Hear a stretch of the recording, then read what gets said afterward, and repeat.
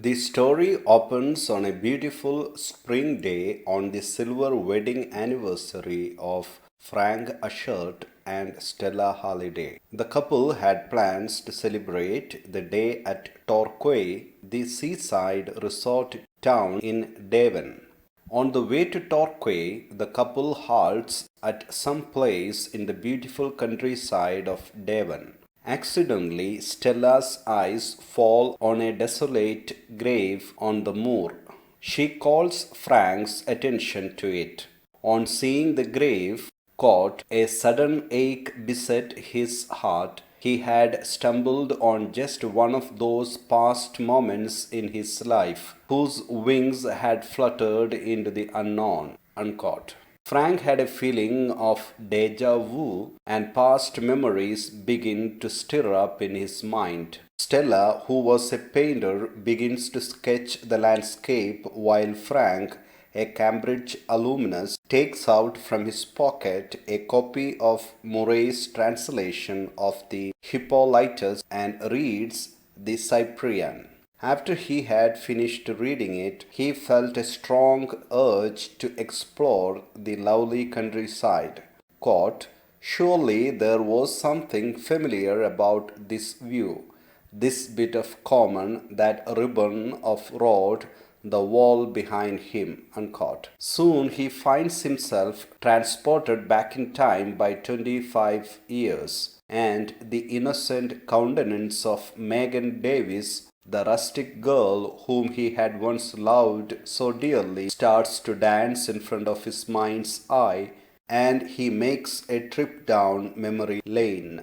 25 years ago, Frank had bumped into Megan, a Welsh country girl, when he and his friend Robert Garton, on their way to Chagford, had to halt in a small Devon village because Frank, who had injured his knee, was unable to walk any further to Chagford, which was 7 miles away from the village. Megan, who happened to pass that way, offered help by making arrangements for their stay at her aunt, Mrs. Naracombe's farmhouse. Right from the first meeting, Frank was enamored of Megan's natural beauty. For him, it was love at first sight, and he discovered that it was likewise with Megan too. Soon the two became lovers and exchanged vows of love under the apple tree that grew in Mrs. Naracombe's farm.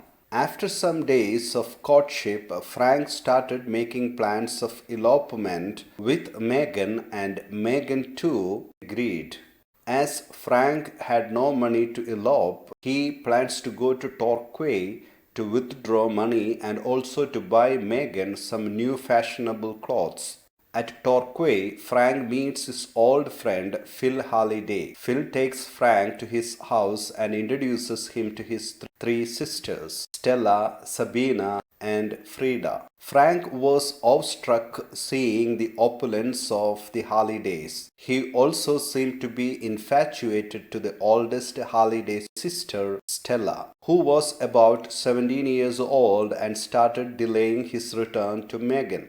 The more time Frank spent with the sophisticated Hallidays, the more class conscious he grew, and soon he began having doubts about his feelings for Megan. When he was with the Hallidays, he often questioned himself, quote, I love her, but do I really love her? Or do I only want her because she is so pretty and loves me? What am I going to do? Unquote. And soon he realized that it was not the rustic Megan, but the stylish Stella Halliday whom he wanted to marry. Quote, for there was no hiding it. Since the time he had met the Hallidays, he had become gradually sure that he would not marry Megan, and suddenly he seemed to see Stella's calm eyes looking into his, the wave of fluffy hair on her forehead stirred by the wind. Uncaught. Every time Megan's innocent face came in front of Frank's eyes, he conveniently managed to ward her off by reminding himself that she was caught a simple child not yet 18, unquote, and convinced himself that it would be a sin to think of making her his mistress. He also assured himself that in a week's time or two, Megan too would forget about him altogether. After clearing his conscience, he married Stella on the last day of April the following year.